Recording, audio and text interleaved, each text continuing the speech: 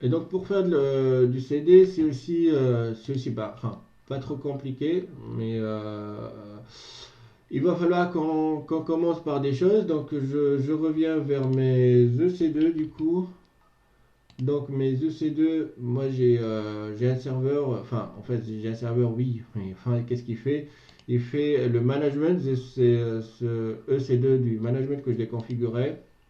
Et du coup je vais pouvoir le lancer. Kavit S Management Server. Si vous voulez en fait ceci, bah, c'est juste vous mettez un mot comme si vous me demandez comment on fait tout ça. Donc je démarre et le temps, bah, là j'ai pas pour l'instant, j'ai pas de cluster, d'accord. Donc j'attends pour prendre l'adresse IP et aller faire le reste des choses pour pour lancer mon cluster Kubernetes qui va contenir en fait l'image qu'on vient de la créer. Bah, et puis finalement on va refaire tout le stack du coup dès le début. Donc pour l'instant on a juste l'affichage du, du First Try Deploy Welcome to the Jungle. Donc là il est bon, ça fonctionne. Ici je prends l'adresse IP et je vais vers mon X shell. Je vais prendre Management KVT, c'est pareil. C'est juste une instantiation de l'EC2, enfin ouais, de l'EC2 on va dire. Et là je rentre, il va me faire la même chose. Ok, donc là c'est bon, je suis sur mon cluster et ici je vais pouvoir commencer à faire des choses, d'accord. Donc la première chose pour faire du CD, c'est quand vous, voilà, c'est pour quand on lance une image, on a de l'IAM, on a de l'EC2, on a du S3.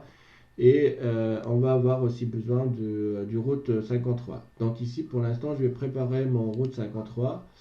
Je vais préparer tout ça. Donc route 53. La route 53, du coup, qu'est-ce qu'elle prend en charge? Donc je vais faire une zone privée. Et c'est comment tout ça va être routé vers le cluster Kubernetes. D'accord. Donc je vais créer une zone hébergée que je la nomme proxyai.com. Donc c'est une zone privée. Donc tourne sur Oregon. Pour l'instant, j'ai le VPC actuel. C'est pas le VPC du classeur qui sera créé, mais c'est le VPC actuel du coup.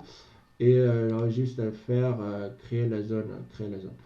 Donc voilà, donc j'ai la zone qui est bien là.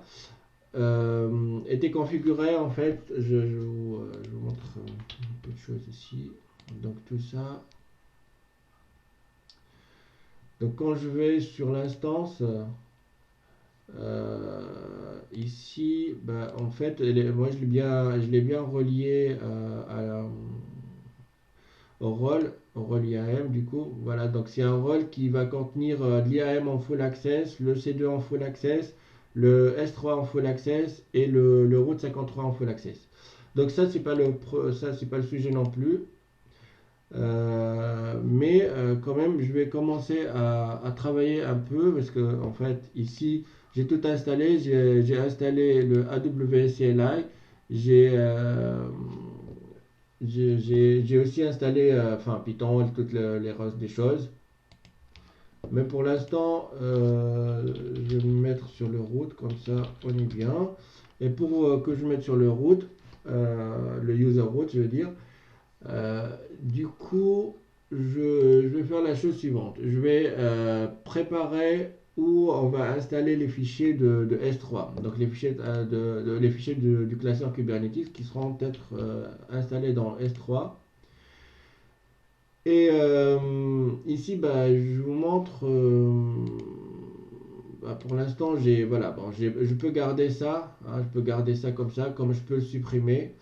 Mais c'est un dossier qui s'appelle Demo K8 Proxy API. C'est un bucket tout court qui contient rien du tout. Et je peux la garder parce que pourquoi je garde ce nom? Parce que si c'est pris par une autre personne, je vais pas en avoir la main dessus. Du coup, j'aurais pas pouvoir bien mettre mes mots quand je veux.